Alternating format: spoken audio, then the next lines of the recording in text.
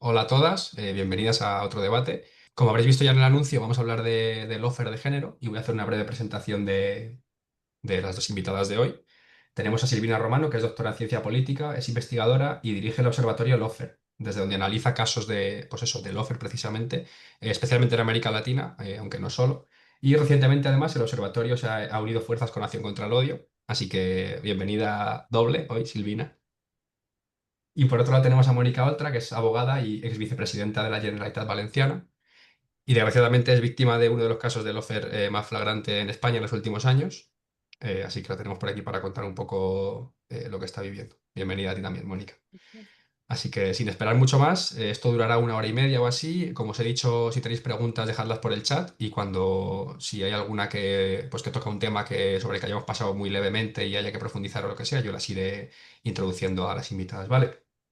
Vamos a empezar con la primera pregunta que sirve como un poco de introducción y para poner un poco el marco teórico sobre lo que vamos a hablar. Silvina, ¿cuáles son las principales características de los procesos de Lofer? Bueno, hola a todas y todos. Es un honor estar aquí, también una obligación transmitir lo que venimos trabajando muchas y muchos, sobre todo desde América Latina, y un honor estar en presencia junto con Mónica Oltra, lo digo. El lawfare, para los que no manejen mucho, y es un término en inglés, entonces genera algún rechazo, es una guerra por la vía judicial y mediática, es decir, por los medios de comunicación, contra determinadas personas, líderes, lideresas, sectores de la política. Esto lo estamos viendo sobre todo en los últimos 20 años en América Latina y tiene ciertas características que lo diferencian de otros procesos de desestabilización. Vieron, mucha gente lo vincula al lawfare con golpes blandos. Bueno, ¿qué es lo que tiene? Voy a decir tres ámbitos en los que se mueve esta guerra. Es una guerra porque es cruel, porque hay víctimas, porque afecta no solamente a esa víctima directa, sino a buena parte de la población vinculada a la militancia y después a toda la población cuando una parte de los votantes no pueden elegir a los candidatos, candidatas que quieren porque están inhabilitados por tener causas judiciales abiertas. Entonces, un ámbito importante de esto, que es el que más se conoce, es el del poder judicial. Otro ámbito es el de los medios de comunicación y otro ámbito clave es el ámbito de lo político. Esto es política pura. Digamos, no se trata solamente de causas judiciales, sino que todo tiene un objetivo político. Con respecto al Poder Judicial, ¿qué es lo que sucede? Em, se, Generan múltiples demandas, causas judiciales, se reabren causas contra determinados sectores y personajes de la política. Entonces, ¿cómo surge esa causa? Puede surgir en los medios de comunicación, fíjense, un rumor en un programa de chimentos, en la tele o un Twitter. Entonces, a partir de lo que dice alguien que le pareció que en tal gobierno o que tal persona cometió actos de corrupción, se empieza a hacer lo que se llama una bola de nieve en términos de teoría de la comunicación. Se plantea una agenda en medios de comunicación que está alimentada por lo que sucede en los tribunales, en la cual todos los días se machaca con un caso judicial, con una causa contra determinada persona o sector. Mejor si son varias personas que representan a un sector político. Nosotros ahora podemos dar caso. El más conocido es el de Lula da Silva en Brasil. Fue una mega causa judicial y fue primero contra Dilma Rousseff durante su gobierno y luego contra Lula da Silva. Pero la cuestión acá es esto, es cómo el Poder Judicial empieza, hay múltiples denuncias, hay denuncias infundadas, se utilizan testigos falsos, junto con las noticias falsas. Es decir, lo concreto es que no hay pruebas, ni en el Poder Judicial, ni en los medios de comunicación, de que ese rumor es verdadero. No hay nada. Es todo voy, te digo, denuncio. Y lo que se genera en los medios es algo terrible, que es la sentencia previa. Es decir, nosotros sabemos que por nuestros estados de derecho somos inocentes hasta que se demuestre que somos culpables, porque hay un debido proceso judicial que así lo muestra. Bueno, no, ya no existe más eso. Si en un medio de comunicación, un Twitter, el Instagram, pin, te dicen que vos cometiste un acto de corrupción, aunque no tengan prueba, inmediatamente se criminaliza, digamos, tu persona y hay, digamos, de ese día en adelante pueden ser meses o años diciendo que tú cometiste un acto que nadie demostró. La sentencia previa es gravísima y es sobre todo en los medios de comunicación. ¿Por qué? Porque primero que los tiempos judiciales son mucho más largos. Digamos, no, hay que esperar, se supone. Y segundo, porque lo más importante para un político, para alguien que se mueve en el ámbito de lo público, es tú que... Ahí A estás. ver, ahí está. Sí, ¿Se escucha? sí, Ahí sí. va. Entonces, en el ámbito político, lo que más interesa es la credibilidad. Es decir, si la gente no te cree y cree que vos le robaste, que cometiste acto de corrupción, ya estás por fuera de la política, te van expulsando de la política, te tienes que dedicar a otra cosa, que eso es lo que quieren. ¿No es cierto? El objetivo del Lawfare es quitar de la esfera política formal. Cuando digo esfera política formal es parlamento, municipio, lo formal, ¿no? Que te pueden elegir. Quitarte de ahí. No es que vayas preso o presa, eso también puede ser, depende del caso. No, es que vos no puedas competir en lo que es la democracia liberal y sus normas. No, es inhabilitarte. ¿Por qué? Y ahí viene la parte que es importante, que es ¿a qué sectores de la política se dirige esta tendencia? Porque hay gente que dice, oh, bueno, pero todo el mundo ha tenido un juicio político y esto va contra todo. No, no. Hay una discrecionalidad, hay una selectividad en quiénes son las víctimas de esto y está comprobado que son personas vinculadas a sectores o gobiernos progresistas, le decimos en América Latina, en España serán sectores que promueven la redistribución de los recursos, la intervención del Estado en la economía, justicia social, pongámosle, para que no haya una discusión si más de izquierda, menos de izquierda. Justicia social. Es decir, fíjense, quitarle la centralidad al mercado. Si gente que dice, yo llegué al gobierno representando al pueblo y no quiero que esté el mercado como principal receptor de las decisiones que tomamos acá. Lo que quiero es que la mayoría de la gente se beneficie de este gobierno. Bueno, esos son los sectores que son sistemáticamente amedrentados por esta vía judicial mediática que tiene un timing político. Y eso lo sabe Mónica, lo saben todos los políticos. No es que te abren la causa un día, de repente te levantas, uy, ves el Twitter, decís, Dios mío, estoy en el horno. No, no. Cuando estamos en procesos electorales. Es así. Un año antes de elecciones, 6 meses, o sea, todo lo que tiene que ver con la preparación de la campaña electoral, a ver quiénes se pueden anotar en las listas, qué siglas de partido van a usar, todo eso queda viciado totalmente por la persecución de sectores de la política. Y es importante esto porque ahí es cuando ya asistimos a democracias que cada vez tienen menos representatividad. O sea, si vos me quitas a mí, y lo voy a decir a mí, si me gusta más o menos Cristina Fernández de Kirchner, no importa. Hay un 30% de la población argentina que la votaría y punto. No importa si gana o no las elecciones. Importa que esa gente, como Cristina está judicializada, no podrá votarla. Y así pasó con Correa en Ecuador. Está pasando un proceso gravísimo en Bolivia con Evo Morales. Pasó con Lula en 2018. Es decir, estamos asistiendo a un recorte violento de la representatividad democrática. Entonces, para sintetizar, la cuestión del lawfare es que busca expulsar a determinados sectores de la política por la vía de la desestabilización, si es que están en el gobierno, y por la vía del acoso judicial mediático, si se está por presentar también a elecciones. Y el objetivo, en el fondo, que esto viene de la mano de los objetivos de la derecha en general, es despolitizar. Es que la gente no cree en la política ni en los políticos en general, que digan todos son unos choros, acá decimos ese término, no, todos nos roban, son todos corruptos, van por sus intereses, pero la pregunta que le hago a todo el mundo es, ¿y quién va a gobernar? Porque el Estado sigue ahí, las instituciones están ahí. Entonces, si se van todos, como dicen ellos, que se vayan todos, no, no se van todos, queda la derecha, que ahora le da paso a la ultraderecha vinculada al sector empresarial de alta gama, que son los que defienden el mercado. Y no es una conspiración.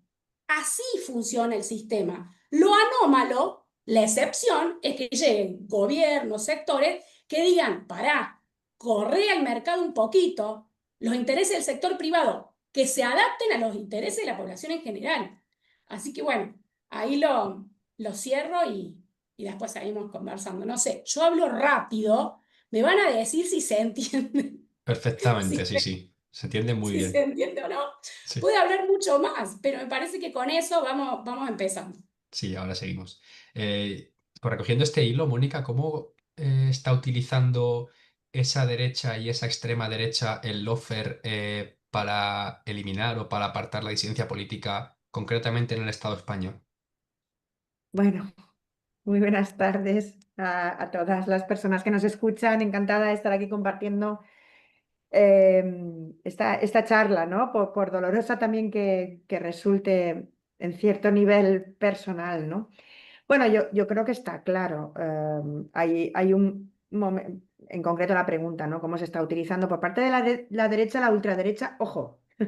Y por parte de no solo la derecha, ¿eh? Hay un partido del bipartidismo que es el PSOE que también juega a esto, ¿eh? Entonces, yo no quiero dejar de lado esta parte. Otra cosa es que esto es como todo, justicia poética y al final o más bien el poema de Niemöller, ¿no? Al final van a por ellos también, ellos igual se pensaban que no, pero esto también es así. Quiero decir, el establishment, ¿no? Un poco siguiendo lo que es, Silvana planteaba, ¿no? Los que defienden el sacrosanto mercado por encima de cualquier dimensión humana, y ahí están los partidos del establishment, juegan a esto del lawfare. ¿Y cómo está afectando? Bueno, pues en este país hemos vivido después de como consecuencia, más que después, como consecuencia de la gran recesión del 2008, hay dos caminos que tomar, el camino emancipatorio o el camino del autoritarismo.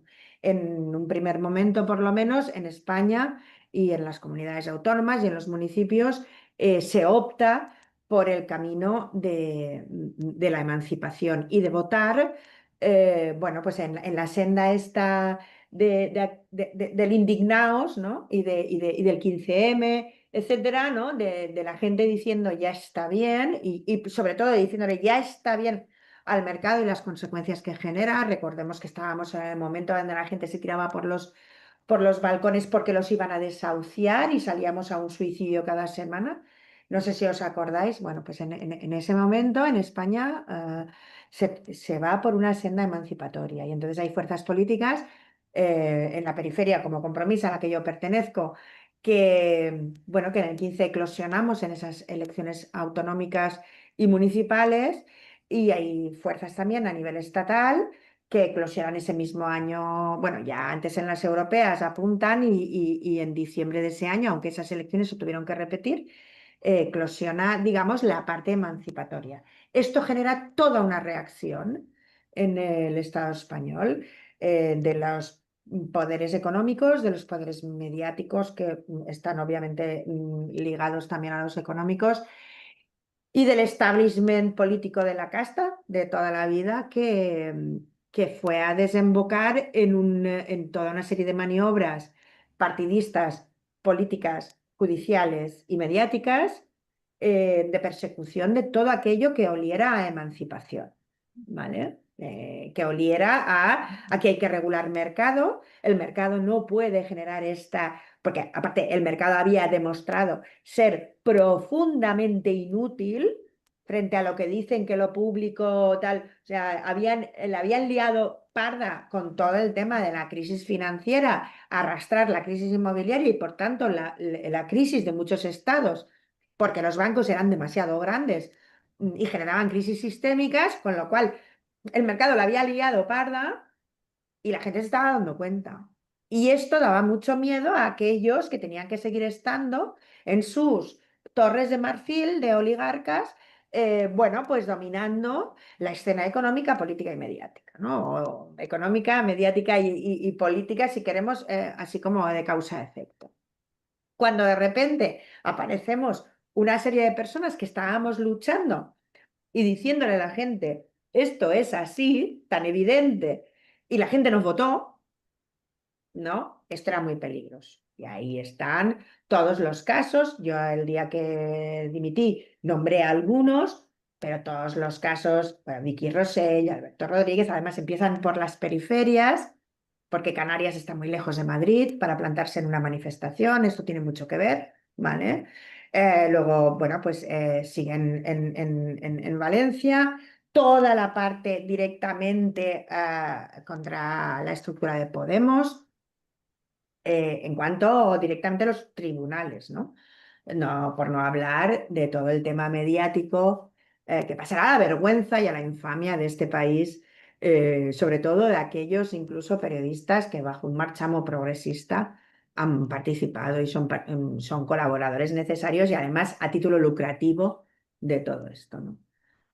Y así funciona el lawfare. Al final el lawfare, la guerra sucia en los tribunales es, bueno, utilizar todas las herramientas que se tienen y por tanto, ligadas a lo económico. Yo aquí, yo desde que empecé, bueno, pues a trabajar en todo esto bueno, hacer mítines y conferencias públicas, yo decía, tenemos un problema y es que esta democracia tiene una separación de poderes de tres poderes, ¿vale? El legislativo, el judicial y el ejecutivo.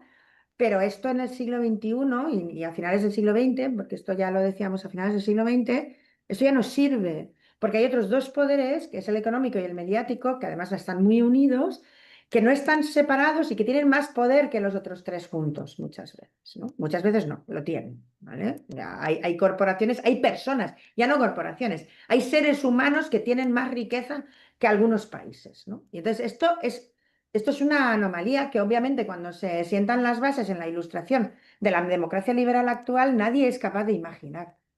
Nadie es capaz de imaginar que una persona va a acumular más poder y más dinero sí, más dinero, más poder económico que todo un país. Pero eso ya pasa hoy en día, ¿no?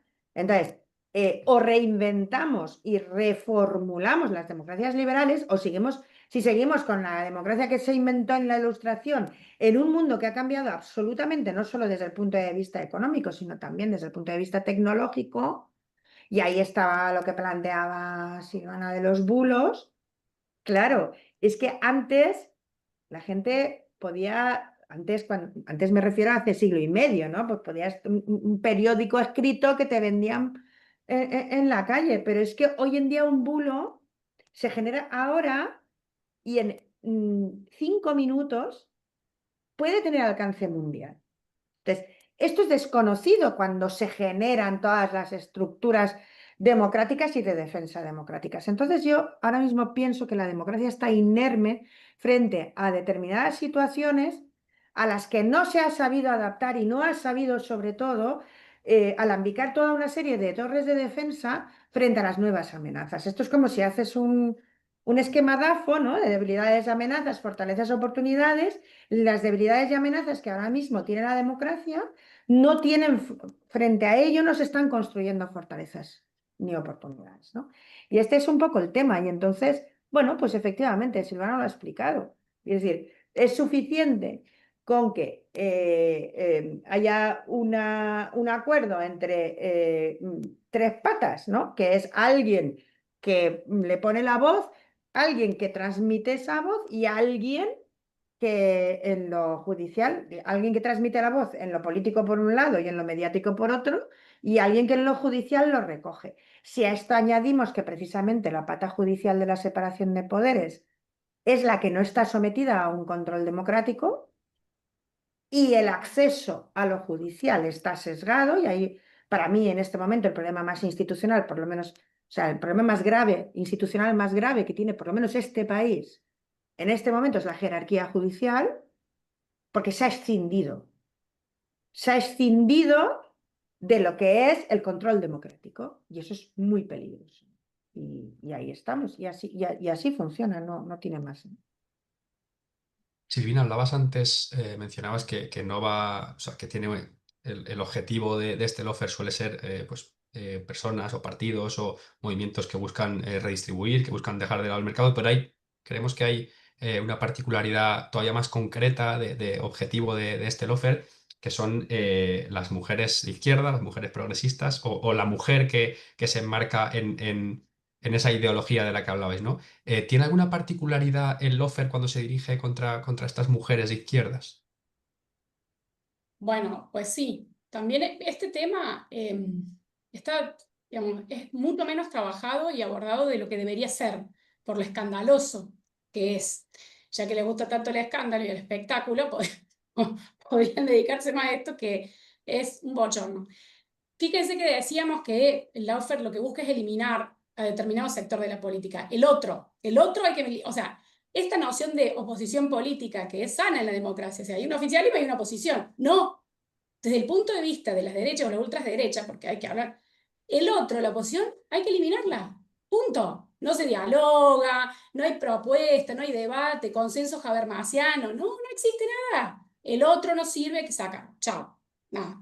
Entonces, en esa eliminación, el eliminar a la otra en la política tiene un nivel de violencia, de virulencia, que no la tiene cuando se trata de hombres.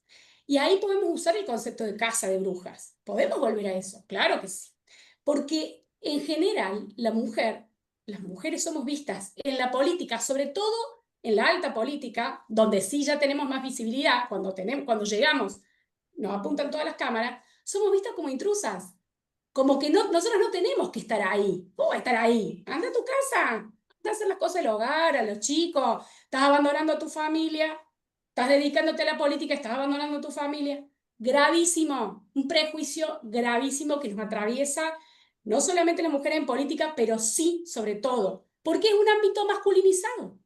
Es un ámbito masculinizado. Lo mismo puede pasar en la academia, pero este es un ámbito más masculino aún y a la luz, digamos, está a la vista de todo el mundo, porque son un personaje público. Entonces ya empieza así. Y es donde permean, ¿vieron los discursos de odio? Que son, cuando hablamos de los bulos, fake news, ataque a un sector de la política. Los discursos de odio contra las mujeres alcanzan niveles insospechados. Yo voy a dar algunos ejemplos. Dilma Rousseff. A ella le hicieron un impeachment, se llamó impeachment, fue un golpe de Estado parlamentario, digamos. Lo digo así porque Dilma Rousseff fue sobreseída en ese caso, no se demostró su culpabilidad en un caso que se llamó pedaladas fiscales de improcedencia administrativa. Después fue inocente. Nadie se enteró de eso, pero sí se enteraron todos de cómo cayó Dilma.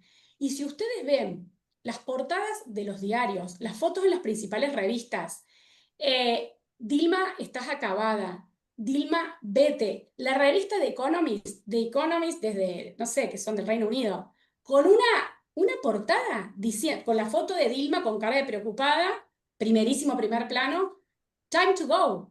Es hora de que te vaya. Pero escúcheme, ¿desde cuándo desde el Reino Unido le tienen que decir a un país que tiene proyección geopolítica internacional, que es potencia, que se tiene que ir su presidente? ¿Pero de qué estamos hablando? Es decir, una locura. Si ven los memes, yo hice un seguimiento de memes para ver algo muy simple, porque lamentablemente no hay que escarbar mucho. Mirás y había fotos de Dilma como Ewoks, ¿saben esos personajes de la Guerra de las Galaxias que son como unos ositos todos peludos? Toda haciendo con inteligencia artificial eso. Después, Dilma manejando las masas, ¿saben que está en la cocina amasando? O sea, en la foto, algo muy violento. Después, miren, frases que aparecen. 10 frases de Dilma que nadie logra entender. ¿Cuántas mujeres se necesitan para acabar con Brasil? Fíjense esa frase. Es tremenda. Eso es tremendo. ¿Y digamos, qué es lo que, por qué? ¿Por qué así? ¿Por qué esta virulencia? ¿Por qué esta violencia? Porque otra vez, al ser intrusas en la política, haber llegado a ser presidente de uno de los países más importantes de América Latina, desde que ella llegó al gobierno, empezaron a amedrentarla con cómo se vestía. Fíjense, cuando se habla de mujeres, ¿cómo nos vestimos? Bueno, no, mira, Silvina Ramos se puso la camisa negra con algo rojo, es comunista, no sabemos. O sea, si hay un hombre vestido parecido a lo que yo tengo, a nadie le importa. A nadie se fijó que tenía puesto ese tipo. Salvo que sea algo muy estridente, pero nadie se fija específicamente. Después, el tema de la incapacidad. Y pierde los estribos. Todo el tema de la emocionalidad en la mujer, bueno, nada. Desequilibrio, miren, vean noticias sobre Cristina Fernández de Kirchner, sobre Dilma, cualquier persona, cualquier mujer que esté en un cargo de toma de decisión y que esté en un gobierno que dispute el status quo, esto de desequilibrio emocional y mental. Te cuenta la prensa cuántas pastillas toma por día. Y los hombres también probablemente bajo nivel de presión tomarán, qué sé yo, clonazepam. No lo sabemos, porque sobre ellos no se escribe eso. Es decir, es increíble. Es decir, hay una agenda mediática de acoso que tiene que ver con cosas muy puntuales. Y lo de la familia. La familia es clave, punto y aparte. A Cristina Fernández de Kirchner la destrozaron con el tema familiar. Miren, la acusaron de haber, fíjense, de haber matado a Néstor Kirchner. Es decir, ella es viuda de Néstor Kirchner, el expresidente argentino. Tuvo un problema de salud inmediato, falleció. La acusan de haber matado a Néstor en connivencia con su hijo Máximo. O sea, fíjense la crueldad. Es tremendo. Esa denuncia la hizo un tipo que la denunció a Cristina 70 veces.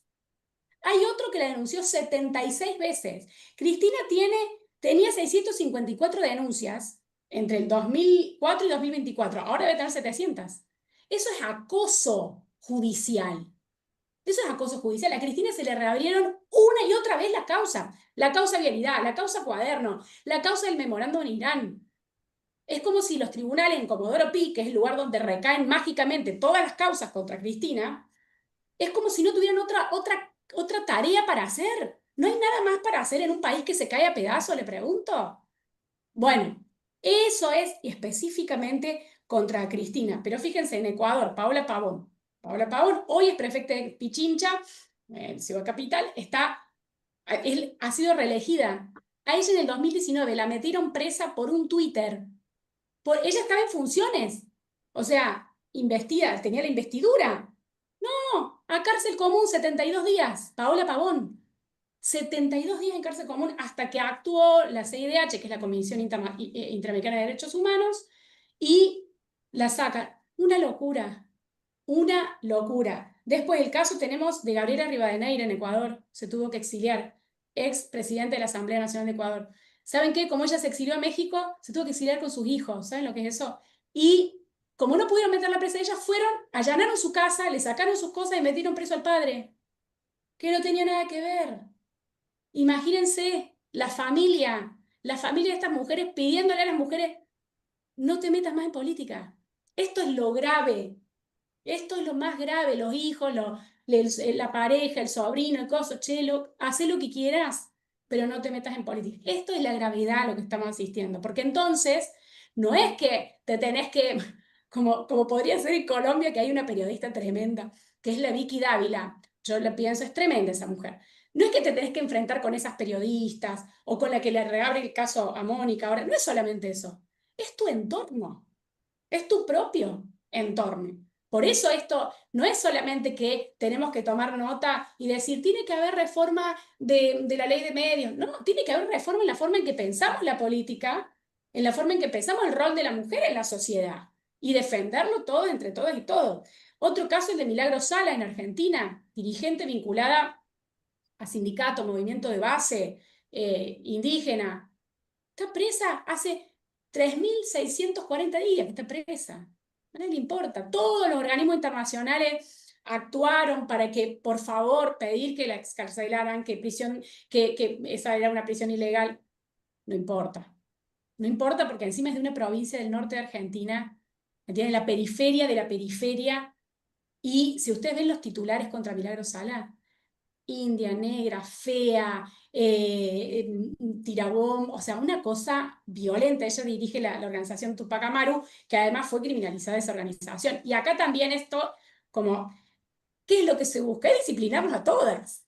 No es a una mujer. Es decirle toda vez, ese es el costo que vas a tener que pagar si te metes en política. Y si llegás arriba, más. Porque no es que vale más la judicialización de Cristina Kirchner vale más que la judicialización de Milagro Sala. No, las dos son importantes. Lo que pasa es que la que está arriba tiene más visibilidad, entonces irradia hacia abajo, ¿no es cierto? Este disciplinamiento. Pero es tan importante el de las mujeres que trabajan en las bases y son las que mantienen hoy por hoy en Argentina. Imagínense, ollas populares, cualquier organización que se dedique a cuidado, Dios mío, a ayudar a mujeres en situaciones de calle, de violencia familiar. Hoy corren peligro porque son judicializados esos sectores. ¿Sabes la cantidad de demandas judiciales de que le allanan los locales? Entonces esto es una locura. Y el Poder Judicial está siendo cómplice de esto, como decía Mónica, un Poder Judicial que es el menos democrático porque no sé quién elige a esa gente. Nadie. Ayer hubo elecciones judiciales en México, voy a aplaudir, espectacular. Se han atrevido, un gran avance, fíjense, no es casualidad que haya una mujer en el gobierno mexicano. Entonces, ¿quiénes están? Yo me atrevo a decir, en el Estado español y en muchos países de América Latina representan a la élite oligárquica, es decir, minorías privilegiadas en lo económico y político, que además estuvieron vinculados a gobiernos cívico-militares o a dictaduras. Son los mismos, son las mismas familias, le decimos familia judicial. Es muy grave, porque representan a sus propios intereses y ahora se están elevando por ellos dicen que quieren autonomía. Bueno, como decíamos, a ver, la autonomía de los poderes del Estado. Pero ellos no quieren autonomía, quieren estar por encima de los otros poderes del Estado. Ese es el problema. Eso es lo que detenta. Y en el Estado español está clarísimo. No hay nadie que los toque. Se autoprorrogan. Nadie dijo, pero ¿y esta gente hasta cuándo se va a quedar ahí? Bueno, hay que ver. Entonces, cuando hablamos de las mujeres, el nivel de saña, el nivel de violencia de los discursos de odio contra las mujeres, saben que es tremendo y no hay sanción. Para mí ese es el tema. No hay ninguna sanción. A Cristina Kirchner le decían la yegua. ¿Saben lo que es la yegua? Una yegua, un caballo, hembra, lo que sea. Los titulares. Zorra. Pero escúchenme una cosa. ¿Dónde se vio eso? Y si un medio de comunicación o un streamer o un youtuber se atreve a eso, imagínense cómo prepara el terreno, cómo hace terreno fértil para que al final todo el mundo use ese concepto. Hillary Clinton es una mujer muy controversial y no vamos a decir que es una mujer del progresismo, no lo voy a decir yo. Hillary Clinton es un halcón hecho y derecho, punto. Pero no se atrevieron a los peores titulares contra ella, no hubo. Se sabía, había disputa, pero no hubo este tipo de titulares en contra. Ahora, fíjense, países de América Latina, en el Estado español, esto es tremendo. No hay límite. No hay límite y eso genera mayor polarización en la sociedad. Y lo que quiere la ultraderecha son sociedades polarizadas porque total a ellos no les importa una mierda dialogar. No, la derecha no quiere dialogar. La derecha quiere romper, destrozar y quedarse con lo que queda y reapropiarse y reorganizar el Estado siempre a favor de sus intereses y del mercado. Creo que ahí dije varios casos, no sé si quieren que hablemos de algún otro en particular, pero creo que o sea, acordémonos, no son solamente las mujeres que llegan a la toma de decisión de alto nivel, sino militantes de base y la idea es disciplinar a todas. Yo quería preguntarle a Mónica por casos de mujeres que estén siendo afectadas por este lawfare de género en España y qué consecuencias está teniendo pues, en su vida política o no solo, o en su vida en general. Sí. Bueno, yo primero quiero conectar un poco con lo que hablábamos, ¿no? ¿Cuál es el objetivo? Lo decía Silvana también en su primera intervención, ¿no? El objetivo es sembrar la antipolítica, ¿vale? Lo importante aquí no es si tú eres culpable o inocente, ni hacer justicia, ni nada de todo esto, que no les interesa para nada. Lo que les interesa es un poco lo que decía antes Silvana, ¿no? Todos son iguales, no se puede confiar en los políticos, no se puede... Lo mismo, a ver, es lo mismo que se pretende con los bulos y con las noticias falsas. ¿Qué se pretende con eso? Les da igual lo que tú te creas o no te creas. O sea, nadie que lanza un bulo, ¿vale? De que la Tierra es plana, le importa lo más mínimo que alguien se crea que la Tierra es plana, porque el que lanza el bulo sabe perfectamente que la Tierra no es plana, ¿vale? Que es algo más parecido a una esfera, ¿no? Pero lo que les importa, el objetivo que se persigue, es que al final uno no sepa distinguir qué es verdad de lo que es mentira. Esa es la cuestión. De la misma manera que llegue a tal punto de asqueamiento sobre la política que no sepa qué votar, sino que directamente decida que esto no es un instrumento útil. Entonces, el porcentaje de jóvenes que en este momento dicen que estarían dispuestos a tener un gobierno autoritario, es decir, oiga, menos elecciones y aquí un señor que mande, tiene mucho que ver con esto. Y tiene mucho que ver, en fin, Cuando Susan George escribe el informe Lugano y luego el informe Lugano 2 explica todo esto. El informe Lugano 2, el subtítulo es Ahora vamos a por la democracia. Este es el tema, ¿eh? Y entonces aquí hay unos señoros, nunca mejor dicho, que tienen una estrategia trazada, ¿eh? Esto no es algo casual. Esto no es algo que está pasando porque de repente estamos de calentón colectivo y todo el mundo está polarizado, riñendo con... No, no, esto es un objetivo y está trazado y tiene que ver con el cambio climático y la emergencia y colapso ecológico y, por tanto, consecuencia de esto, la escasez de recursos y la necesidad de que ante una situación de escasez de recursos a la que ya nos estamos enfrentando y de catástrofes con pérdidas humanas terribles, y fijaos yo si desde Valencia os puedo contar lo que es esto, después de la dana que tuvimos en octubre, ¿verdad?, del año pasado, ante este panorama de emergencia, de escasez, de catástrofes, bueno, pues asegurarse que hay una oligarquía que va a sobrevivir a todo esto, sin que las masas, esas que se amasaban, ¿no?, en la viñeta que decía Silvana, sin que las masas respondan desde un punto de vista crítico, informado, concienciado y político. Te has congelado, Mónica. Igual es la conexión. Vamos a darte 2 segundillos a ver si te vuelve.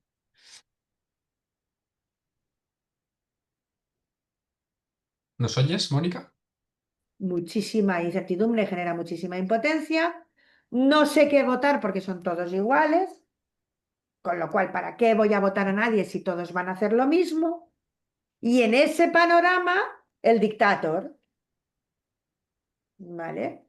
Este es el tema. A partir de ahí, pues efectivamente, esto va todo a escalas.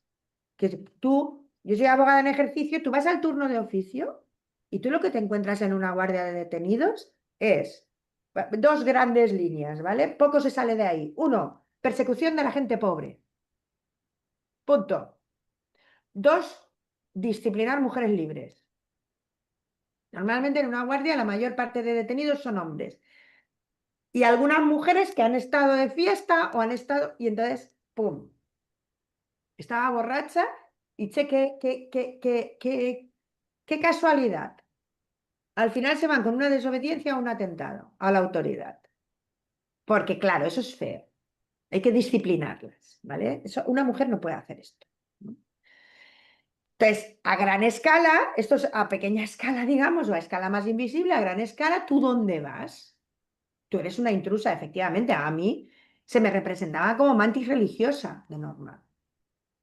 Una mantis religiosa que mata al macho para ponerse ella, ¿no?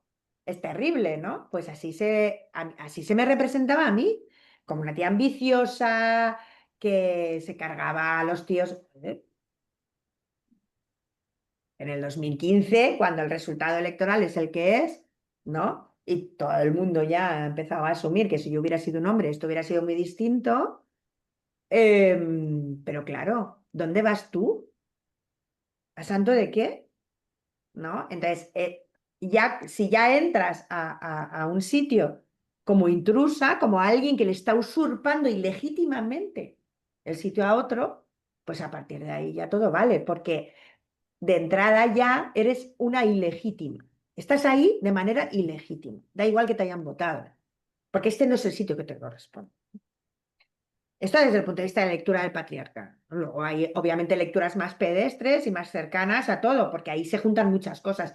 Se juntan intereses externos, intereses de los adversarios, intereses de los que se supone que van a ser tus compañeros o socios de gobierno, pero que también, si pudieran, también ¿sabes? Y intereses de los que tienes dentro, ¿sabes? Que también, ¿no? Entonces, claro, todo eso conforma al final, y dentro de inmersión patriarcal que vivimos, conforma un caldo de cultivo donde las mujeres, bueno, pues ya veis, las críticas más feroces, y sobre todo si eres una mujer que no estás en un partido del establishment, ¿no? Las críticas más feroces, repasarlas, y más descarnadas, y esos titulares como los que estaba describiendo Silvana respecto de mujeres líderes de Latinoamérica, pues no tengo más que recordaros ministras, consejeras de comunidades autónomas, vicepresidentas, alcaldesas, ¿vale? En las que todo vale, cualquier titular vale y no sería lo mismo si eres un hombre, ¿no? Igual que no es lo mismo cuando imputan a un hombre, investigan a un hombre que cuando investigan a un hombre. Ni es la misma la reacción, ¿no? Ni los motivos por los cuales se imputa, ¿no? O sea, cuando un hombre hay familiares directos en una noticia de estas fake o estas noticias que se fabrican para generar un desgaste político, cuando el familiar es de un hombre, se sostiene colectivamente. Cuando de repente se fabrica o ocurre algo con el familiar de una mujer, pues prácticamente se la hace responsable de lo que hace, porque claro, como somos las responsables de cuidar, ¿no? Supongo que también somos las responsables de cuidar los comportamientos de los demás, ¿no? Entonces, bueno, se podrían poner muchos ejemplos, pero yo creo que están en la mente de todos, ¿no? Luego hay todo en el acoso y derribo mediático. En el caso de las mujeres se le une una connotación sexual, ¿vale? Por razón de sexo y sexual, ¿vale? Que cuando entras en el acoso y derribo en Twitter, por ejemplo, pues es ya, bueno, pues desde el físico a ti quién te va a querer y a todas las descalificaciones que podáis imaginaros, ¿no? Y efectivamente, ¿no? Yo me acuerdo los titulares, por lo que decía antes Silvana, ¿no? Los titulares que a mí me hacían cuando empezaron en... Yo dimití 11 meses antes de las elecciones autonómicas, es decir, en los tiempos estos que está diciendo Silvana, ¿no? O sea, había que despejar el panorama de cara al 2023. Y yo me acuerdo en los titulares de principios de primavera del 21 eran, ha salido viva del debate. O sea, cuando yo iba a las Cortes y yo explicaba, oiga, esto es así, aquí están los documentos, aquí está lo que son los datos objetivos, algún titular era, o Oltra vuelve a salir viva del debate, ¿no? Que era lo que no soportaba, porque yo tenía que salir muerta de los debates, ¿no? Y efectivamente, con respecto a lo que se decía de la élite y en la jerarquía judicial, porque luego hay mucha gente trabajando en los juzgados de primera instancia, de instrucción, de los pueblos y tal, que nunca van a llegar a la jerarquía judicial porque no tienen las vías para llegar y porque eso está bien blindado, pero cuando te vas a la jerarquía judicial, oye, es muy notable la cantidad de veces que se repiten unos apellidos que además no son García, ni Pérez, ni Rodríguez. Son apellidos que hay que poner la hoja en apaisado para poderlos leer. Y vaya que se repiten, ¿no? Y no son apellidos muy comunes. Entonces, en fin, no sé, igual se hereda esto, va en la sangre y algún día en el ADN descubren que para ser magistrado o magistrada de altas esferas en España de la jerarquía judicial, has de tener un determinado gen, pero fijaos que hasta que la ciencia a mí no me diga que esto es así, yo sigo pensando que igual es otra cosa, ¿no? Antes de pasar al último tercio, que va a ser un poco más propositivo y menos analítico, Mónica, si tienes algún ejemplo, porque igual que ha dicho Silvina, ejemplos, sobre todo en América Latina, algún ejemplo en España que a lo mejor no tenga por qué ser, o sí, de la alta política, sino eso que dice Silvina también de la importancia de perseguir a mujeres que están trabajando más en la base o que están sosteniendo un poco más y tienen, a lo mejor son menos visibles, no sé si te ocurre alguno. O de la alta política, ¿eh? Lo que... Bueno, a ver, aquí hay para analizar de todo, ¿no? Por ejemplo, algún día, lo que pasa es que no quiero mezclarlo porque realmente no me parece justo, porque aquí estamos hablando de casos judiciales que están montados para derribar políticamente a alguien, ¿no? Pero también algún día podríamos analizar en los casos de verdad, de corrupción de verdad del Partido Popular, quién ha pagado el pato y cuántos años de condena le han caído a quién. Y hacer un análisis de género, porque yo hay algún caso en especial que llevo bastante clavado no por nada, sino porque me parece injusto. Y porque al final eso también, el género obviamente, ¿no? Es una intersección transversal.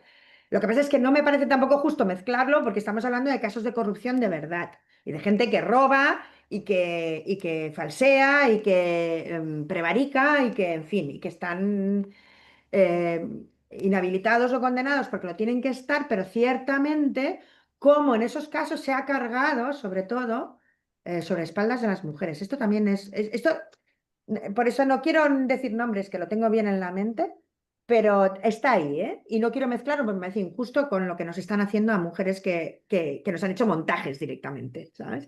Una cosa es un caso de corrupción de verdad, que los hay, pero no por eso hay derecho a que lo pague precisamente quien menos culpa tiene y los culpables estén exonerados, como ha pasado en la Comunidad Valenciana con muchos, ¿vale? Que le han cargado el muerto a una mujer y ellos han salido de rositas y encima van por ahí todavía con ínfulas, ¿no? Em, a ver, casos de activistas. Ahora mismo no me viene así un caso concreto, pero es verdad, porque yo estaba más pensando en lo que es el turno de oficio, ¿no? En el sentido bueno, pues de lo que es el sistema penal con quien se ceba, ¿no? Pero sí que, desde luego, el ponerse difícil a mujeres activistas, en general, mujeres y hombres, ¿no? Y también, mirad, a hombres que están en la feminidad, ¿eh? A hombres que no están subidos al falo. Normalmente pagan más el pato también, ¿no? Pero bueno, en todo caso, eso sería para un Zoom en sí mismo, Mónica, yo ¿no? ahí agrego algo que, porque es cierto, es para otro debate, pero el tema de o sea, indirectamente, ¿a quiénes afecta, ¿no? Y el disciplinamiento. Si vos destrozás una posibilidad de gobierno con justicia social, que por suerte, por ejemplo, en América Latina han implicado digamos, una mayor inclusividad de las mujeres y derechos, por ejemplo, el derecho al aborto, estamos hablando de cosas Tan mínimas, pero que ahora básicas, ¿no? parece que, no sé, que es como ir no, a la Luna y Marte, todo eso de Elon Musk. Hay que decir otra cosa. Bueno, ir a Júpiter. Eh, ¿Qué pasa si tú quitas la posibilidad a la gente de que, digamos, vote a esas personas, más allá de que las voten o no después, pero tiene que estar la posibilidad? Claro, Después vienen gobiernos de derecha, ultraderecha, que nos afectan a todas, nos quitan el derecho al aborto, nos quitan todo, es decir, las mínimas conquistas de derecho, las borran de un plumazo, entonces ahí vienen las otras víctimas, que somos todas. Es decir, muy grave. Y es ¿cuánto costó en la Argentina lo del derecho al aborto? Entonces ahora hay una reversión de proceso brutal. Es decir, ¿cómo volvemos a eso? No es, por eso la política, bueno lo que dice Mónica, hay muchos intereses mezclados y no es solamente una persona que es la víctima. No, acá está muy claro quiénes quieren quedarse con la vaca y atarla, la vaca atada, ¿no? ¿Quiénes quieren quedarse con todo? Digamos, una minoría que quiere estar en la toma de decisión para reencauzar a los países, que no es que no estaban, pero reencauzamos más para garantizar la salud del mercado en una guerra que es una guerra contra la población. Es una guerra totalmente. contra la población. Es gravísimo. Y ahí tenemos democracias de baja intensidad. ¿Vieron que existe el concepto de guerra de baja intensidad? En los 80 en Centroamérica, miren a dónde me voy. Decían, no, guerra de baja... ¿Qué baja intensidad? En Guatemala borraron a 200.000 indígenas. Una locura. Entonces nuestras democracias son de baja intensidad. Porque si en un régimen democrático vos podés decirle a la presidenta, en su momento Cristina Fernández de Kirchner, que había sido el autor intelectual del crimen de un fiscal, cuando no había ninguna prueba, y si a esa mujer que intentaron asesinarla, vos le decís, fíjense lo que dijo un periodista después del atentado contra Cristina. Escuchen esta, buenísima. La culpable del atentado contra Cristina es Cristina. Cristina. ¿Pero de qué estamos hablando? Esto es una locura. Si eso se puede hacer en democracia, el problema, como decía Mónica, son nuestra democracia. Es decir, cuáles son los límites y posibilidades que nos están permitiendo y el debate grueso que tenemos que tener en ese sentido. Perdón que me extendí acá. No, no, es que yo creo que hace falta un debate constituyente, pero de verdad, ¿eh? O sea, no reconstituyente, hace falta un debate constituyente porque el mundo ha cambiado demasiado para lo quietas que se han quedado las estructuras democráticas. Y no da, no da. No hay defensa democrática en este momento. Esto es como si las almenas han caído todas y nosotros seguimos como la orquesta del Titanic tocando. Y aquí no hay nada que tocar. Es que antes me preguntáis, es que, ¿cómo funciona esto? Vamos a ver, en mi caso, hay un juez que en 96 folios no uno ni dos, ¿eh? En 96 folios, no es que dijo que no había pruebas, dijo que no había un solo indicio y que todo se había desmontado. Y entonces vino la jerarquía y en 7 folios dijo, bueno, pero es una hipótesis plausible. Oiga, una hipótesis plausible es una novela, pero una novela no te puede llevar a un banquillo. Entonces, claro, ellos saben perfectamente, además lo deslizan al final, esta señora se tiene que sentar en el banquillo. Entonces, vale, bien, ya sé que mi pena va a ser sentarme en el banquillo porque sabéis que no hay nada. Sabéis perfectamente que esto es una patraña y no se puede condenar a nadie así sin nada. No se debe, por lo menos, ¿no? Porque, ojo, toco madera, porque esto a la velocidad que va, ya veremos, ¿no? Pero, claro, entonces, ¿esto de qué va? Esto va de eso, de generar duda. En un caso, además, donde la gente esto no se lo cree. Claro, porque era muy difícil montarme a mí algo de corrupción, de dinero y tal. Y entonces, claro, se deslizaron por un tema que es muy escabroso y que cuesta mucho, ¿no? Cuesta mucho decir algo, ¿no? En un tema así. Y lo montaron muy perfectito, pero cuando hay un juez que casi 100 folios dice, aquí no hay nada, llevo casi 2 años investigando, he investigado 60.000 correos, he investigado todo lo que había que investigar y aquí no hay nada, pues no, pues se va a tener que sentar en el banquillo. Entonces funciona para seguir generando duda. A alguien le quedará la duda. Y alguien siempre podrá decir cuando otro diga, no, pero es que es mentira, ya, pero se va a sentar en el banquillo. Con lo cual ya entramos en esta historia de que como todas las opiniones son respetables, ¿no? Que el otro día yo en una cena dije, no, todas las opiniones no son respetables. En todo caso será respetable el derecho a opinar, ¿no? Pero hay opiniones que son una M y si son una M, son una M y no son respetables porque no se respeta la porquería. Se respeta algo que merece la pena. Entonces, bueno, pero dan pie, pues de la misma manera que por qué existen directores de periódicos que no existen y que no se venden para que se puedan sentar en las tertulias y decir su opinión, que será una M y serán bulos y será todo lo que será, pero se sientan ahí como director de un periódico que no compra ni el tato, pero ahí están. Claro, o sea, la misión de ese director, de esa existencia de ese periódico, no es vender periódicos, es tener a un señor ahí diciendo barbaridades y que bajo pueda poner director del diario M, ¿no? O del periódico M, por no hacer similitudes con nombres de verdad, ¿no? Entonces, claro, este señor que en la vida has visto en el kiosco el periódico, digo, cuando aún eran de papel y que aún algunos son de papel, ¿no? Y eso, y dices, pero si esto tiene que ser deficitario, esto no lo compra nadie. Pues no lo compra nadie, pero hay un señor en las tertulias desde hace 20 años diciendo que es el director de ese periódico. Bueno, vamos a la parte, lo que digo, un poco más propositiva. Creo que ya está todo el análisis muy bien hecho y hemos puesto muy bien la base de lo que hay. Vamos a ver lo que podemos hacer con lo que hay. Silvina, ¿cómo crees que podría revertir esta tendencia? O sea, ¿qué se te ocurre sugerir para cambiar todo esto? Bueno, lo primero es decir que tiene que cambiar también el contexto político, ¿no? Es decir, no sirve con que ataquemos esto, como me dicen, bueno, hagamos una reforma del Poder Judicial. Bueno, listo. Le doy un ejemplo en Argentina, ¿no? Que es una sociedad muy desigual. Bueno, por ahí arreglas el Poder Judicial, pero después no tiene ninguna incidencia en la vida de las personas porque no resolviste los problemas estructurales de acceso a vivienda, educación, salud y agua potable. No sé, se me ocurre, ¿no? Como, pero si tenemos que decir algo, digamos, propio del tema de las mujeres en política, primero conocer los mecanismos que hay y organismos que tratan este tema. Hay un montón. Yo tengo, mira, en América Latina tenemos mecanismos no son, yo no tengo ay, a ver, voy a ser muy sincera. Los organismos internacionales vienen de una arquitectura institucional que ha generado desde la Segunda Guerra Mundial hasta hoy una, digamos, mayor polarización en centro y periferia, no ha generado justicia social, pero bueno, son los organismos que están, y están ahí, y muchos, en la ONU tenemos la parte dedicada a mujeres, está la Convención sobre la eliminación de todas las formas de discriminación contra la mujer, el Comité para la Eliminación de la Discriminación contra la Mujer, hay una ley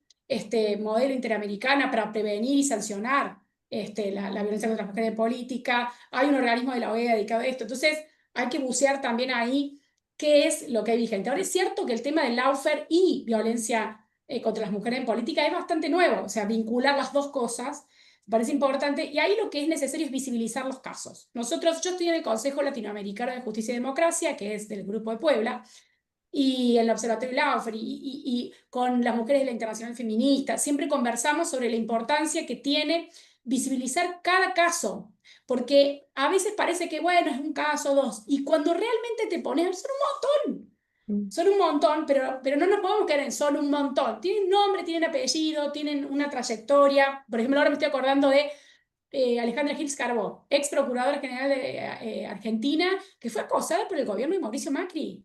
Le amenazaron a las hijas, tuvo que dejar su cargo. O sea, se me van ocurriendo. Entonces, ¿cómo hacemos para sistematizar, visibilizar esos casos? Podemos hacer foros donde vayan las abogadas expertas en esto, los expertos en temas más teóricos sobre esto, las propias mujeres que vivieron esto para comentar y para ver una puesta en común, y tener nuestro documento sobre lawfare y violencia contra las mujeres en política, y presentarlo en los organismos internacionales y tenerlo siempre a mano para cuando dicen que no, lo que pasa es que ahora vos te quejas porque te está pasando a vos. No, no, yo soy una de mil. Eso está bueno, digamos, generar esto y visibilizar que son muchas mujeres. Y la otra cosa, que en términos de la política formal, en una búsqueda muy superficial, fíjense, la participación en parlamentos de mujeres en parlamentos a nivel mundial, 26,9% de población de mujeres en los parlamentos al año 2024. Dice que hacen falta 80 años para alcanzar la paridad de género en los parlamentos. Claro. Después, participación de mujeres en los ministerios, ¿no? Ministerio de Estado, 22,9%. Es decir, que, ojo, no todas las mujeres representan una vía alternativa a la matriz de mercado. Ahí tampoco nos engañemos. Hay mujeres que sostienen con garras, uñas y dientes el patriarcado como ninguna otra. De hecho, ese es el modelo que viene con la ultraderecha de Trump o la ultraderecha de Milei, las mujeres que defienden el patriarcado como su propio, digamos, defiende ese legado. Entonces no nos vamos a confundir. Pero sí es cierto que hay muchas mujeres progresistas en política que no están teniendo ninguna representatividad, porque nuestros espacios de progresistas, de izquierda, están en picada. Digamos, es parte de este contexto. Entonces, me parece que conocer los mecanismos que existen, darle visibilidad, buscar esa mayor representatividad en la esfera política formal, y en términos más estructurales es combatir la ultraderecha, combatir este ascenso de la derecha y la ultraderecha por diferentes. Si nosotros logramos tema de desmonopolización de medios de comunicación, logramos meternos en temas de reformas judiciales. ¿Qué pasó en América Latina? Voy a ser muy sincera. Cuando hubo gobiernos progresistas digamos, por 4 años, 8 años, 12 años, no se metieron con la suficiente potencia en la reforma de medios de comunicación, en la reforma del Poder Judicial, por diferentes motivos. Yo no estoy culpando a nadie, simplemente describo lo que sucedió. Y eso se les vuelve en contra, porque son, como decía Mónica, sí, los medios de comunicación, las redes sociales, no están catalogados como poderes dentro de lo que son las democracias republicanas, pero al final te tiran un gobierno abajo o te ponen no voy a decir malas palabras, a una persona incapaz en el gobierno, como Noboa en Ecuador, como Milei en Argentina, que están aliados a unos sectores voraces de capitalismo neoliberal, voraz, destructivo. Y ahí hay una cosa que dijo Mónica que me encantó, que es el tema de qué es lo que está en juego, además de la política en sí misma, los recursos. Esto es una cuestión geopolítica, en la base del lado oferta de la geopolítica. En América Latina está clarísimo. El litio de Bolivia, petróleo de toda América Latina, sobre todo el de Venezuela. Y es increíble. El caso más claro fue el del Lava Jato en Brasil. Brasil tiene una plataforma submarina impresionante. Imagínense el territorio que tiene. Descubrieron en el 2005 una de las reservas más grandes de gas y petróleo. En ese momento, el gobierno de Lula, Petrobras, monopolizaba ese espacio junto con los otros sectores extractivos. Bueno, Cuando la derrocan a Dilma, a los 2 meses abren la licitación de lo que se llamó el presal, esa reserva a nivel, para todas las empresas a nivel internacional, y entra ExxonMobil, qué sé yo, la British Petrol, listo, como si nada. Y dice, bueno, por fin ya, a ver, acomódame esto. Y la guerra del lawfare en América Latina es contra el Estado y sobre todo las empresas estatales. Lo que se busca desguazar es la estructura estatal. Es decir, como dice Milei, comerse al Estado por dentro. Y en Brasil lo que pasó con Bolsonaro es que desvalijaron a todas las empresas estatales, que es el que mantenía ¿qué? La proyección geopolítica de Brasil. No era una empresa que tenía... Y la independencia, cuidado, que nosotros tuvimos un apagón el 29 de abril, o el 28, no me acuerdo si era 28, el día de San Vicente, eso sí que lo sé. Tuvimos un apagón que tiene mucho que ver con la privatización de las energéticas y tiene mucho que ver con la necesidad de que algo de primera necesidad, como son las energéticas, porque te va la vida en ello, porque tienes personas enganchadas a respiradores que se mueren si no tienen electricidad, ¿eh? No puede estar en manos privadas, porque el día que quiera la oligarquía, te ponen el país en jaque. Pero es que esto va de mucho más, esto va ya de tierra y de agua. Porque la emergencia climática lo que va a traer es una emergencia alimentaria, porque la naturaleza no puede adaptarse al ritmo que necesitaría a estos cambios, ¿vale? Y entonces, pues de repente tienes los olivos, que hay años que hay cosecha y que hay años que no. Lo pongo como ejemplo de algo cercano a la gente, que lo estamos viendo ya, pero como estamos cociéndonos como la rana al agua, no nos damos cuenta de que en un momento el problema será ese. Y entonces, los ámbitos estratégicos que pondrán a los países en jaque los quieren tener en manos de los que tienen el dinero. Que ya en gran parte lo tienen porque todo el proceso que se inicia en los años 80 con la desvalorización y las privatizaciones apuntan ya a esto. Apuntan ya a esto. Y ahora van al asalto final. Y por lo que decíamos, ser propositivos, es que yo creo que hay que marcar la agenda política. La agenda política en este momento la está marcando la ultraderecha.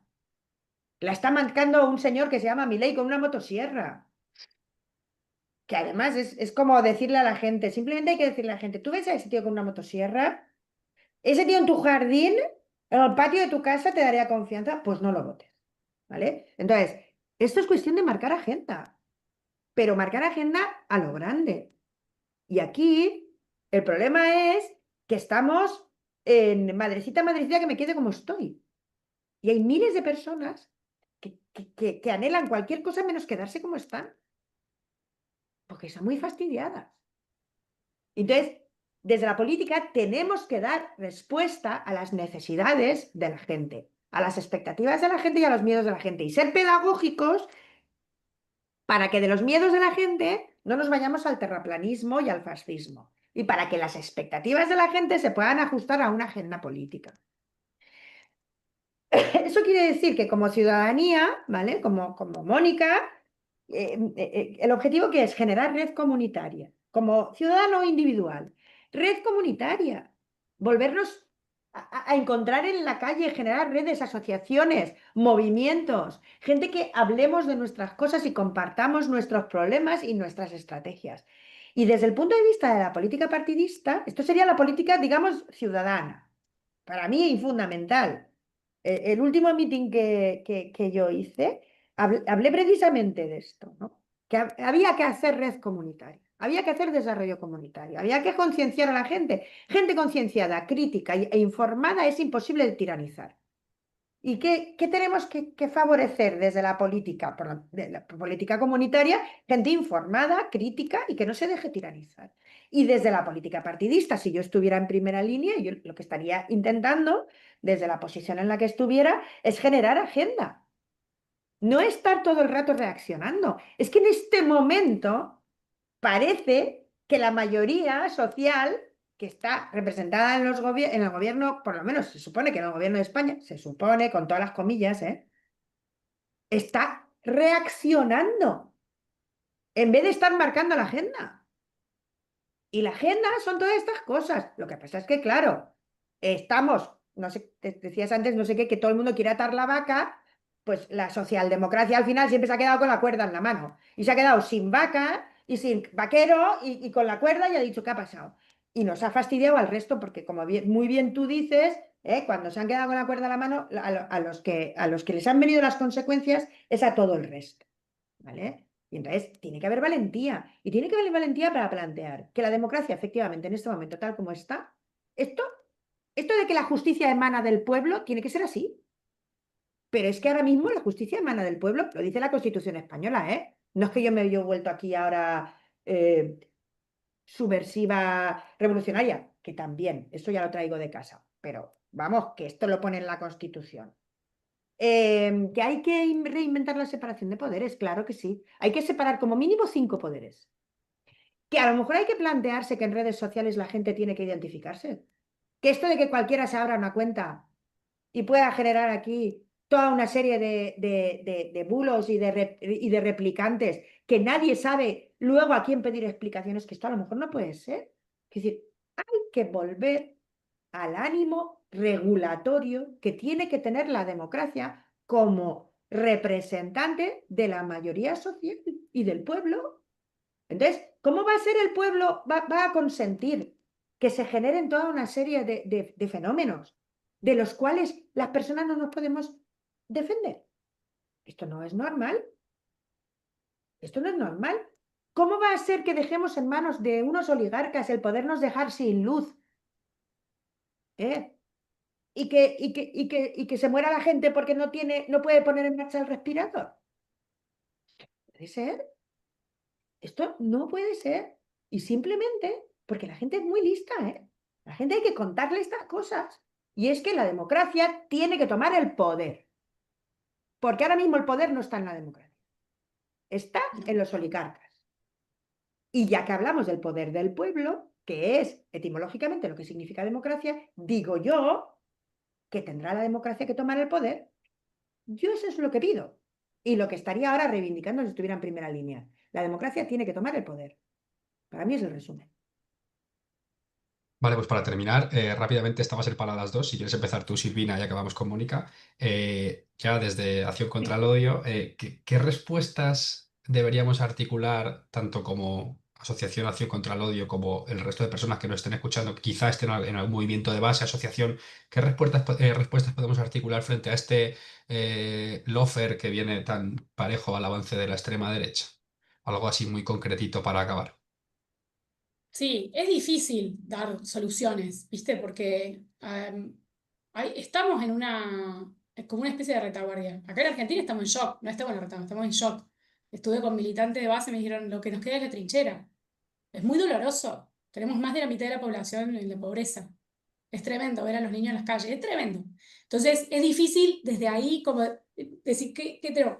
Me parece que Mónica, que además es la experta y tiene tantas tablas en política, claro, es la red comunitaria. Miren, frente a los bulos, las redes sociales, una derecha que espectaculariza la política, lo que podemos hacer, ¿saben qué? Volver a la realidad. La realidad es que la gente necesita gente que los ayude. Necesitamos red social de contención. ¿Y saben qué? La gente identifica, es leal, claro, a los que los ayudan, a los que están presentes. La militancia de base es fundamental. Y no dejar de disputar el gobierno. Es decir, son los dos mandatos, las dos cosas. Y dice, "Oh, pero es re difícil". Bueno, ¿cuándo fue fácil para la izquierda? ¿Cuándo fue fácil? Y meternos ahí y que sea a nivel internacional. Parece que, oh, bueno. No, sí, cuando yo digo lo de este foro y de organizar un foro y que se visibilice, que sea a nivel interamericano y con gente del Estado español, otras compañías. Es decir, hay que trabajar más, vernos más y creer, o sea, creer, apropiarnos, creer. Yo lo tomo, tomarlo en el mate, en el café. Nadie se salva solo. Nadie. Y las mujeres tenemos algo y ahí por ahí me tiran cosas. Eso que dijo Mónica, y me voy a apropiar, la valentía. La valentía. Y eso lo ponemos a disposición no solamente de nuestros ámbitos familiares, sino de toda la comunidad. Así que, bueno, a ver qué hacemos con eso. Muchas gracias. Mónica, ¿qué hacemos desde Acción contra el Odio? Hacemos. Sí, lo de la valentía es importante. Fíjate, con ese lema, con valentía, me presenté yo en el 2015 de cabeza de cartel de Compromís. A ver, en general, un poco, lo he dicho en la intervención anterior, Mm. en particular el tema del lawfare. Yo creo que hay que plantearse seriamente un debate sobre las acusaciones privadas en este país, tanto la acción popular como la acusación particular. Creo que es un tema, es un melón a abrir. Yo tengo mi opinión, pero no quiero cerrar un debate, creo que hay que abrirlo, ¿no? Yo tengo mi opinión sobre lo que yo creo que debería ser. Hay que plantearse reformas legislativas respecto a la admisibilidad de determinadas querellas y denuncias mientras siga habiendo acciones privadas, y acusaciones privadas. Hay que plantearse, digamos, hay que dar un marco mucho más claro de lo que es perseguible y punible y lo que no. Hay que despenalizar un montón de cosas en este país. Es decir, estamos en una vía punitivista que la izquierda ha abrazado entusiastamente, que creo que hay que ir justo en dirección contraria. A mí me parece que el punitivismo es alimentar precisamente a la extrema derecha.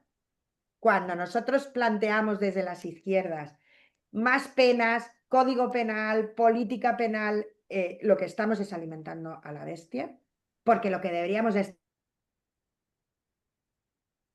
Se paró otra vez. Bueno, volverá como antes. persiguiendo la pobreza y disciplinando a los disidentes y a las mujeres libres. Y por lo tanto, con estas tres propuestas yo creo que ahí hay faena, ¿eh? Pero estas tres cuestiones yo creo que es perentoria.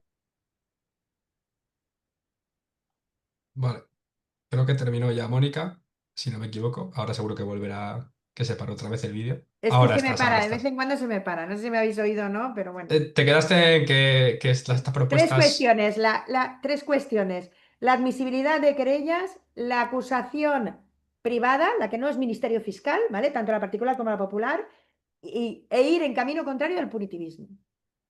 genial. No sé si os ha quedado algo, Silvina, por añadir o... No, no, Pensaba muchas en gracias. acción contra el odio y todo lo que tenga que ver con medios y redes sociales, trabajarlo entre compañeras, compañeros, el tema de la ética periodística que parece que no existe. No, bueno, sí, no, tiene que haber alguna sanción a una noticia falsa. Es decir, vos no podés ir por la vida y porque te pagan la nota, porque el periodismo está totalmente precarizado, digamos, trabajar para delincuentes digamos, que te inviten a manufacturar causas judiciales, viejo. Y después te dan premios, que los da el rey. Ahí está el premio ese de rey de España para los periodistas de América Latina. Se lo dieron al periodista irresponsable que hizo lo de la causa Cuadernos acá, con cuadernos con fotocopias de un cuaderno. Una falta de respeto. A ver, una falta de respeto además a la profesión del periodista de investigación. Nos destrozan a todos. Entonces el tema ese se puede trabajar desde, digamos, el tercer sector, me parece súper importante. Vale, pues nada, yo deciros que en el chat ha habido mucho comentario de admiración, de gracias, porque creo que ha sido muy interesante. Yo doy las gracias a las dos.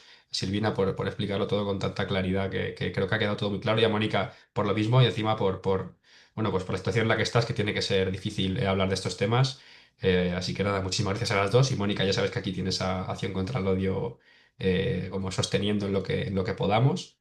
Y nada, para el resto ya sabéis que esto se subirá a YouTube si alguien se ha quedado con ganas de volver a verlo, que creo que hay muchas cosas para repasar y para volver a escuchar pues eso, para ir tomando notas o para ir reflexionando. Y nos vemos en el siguiente. Muchas gracias a las dos.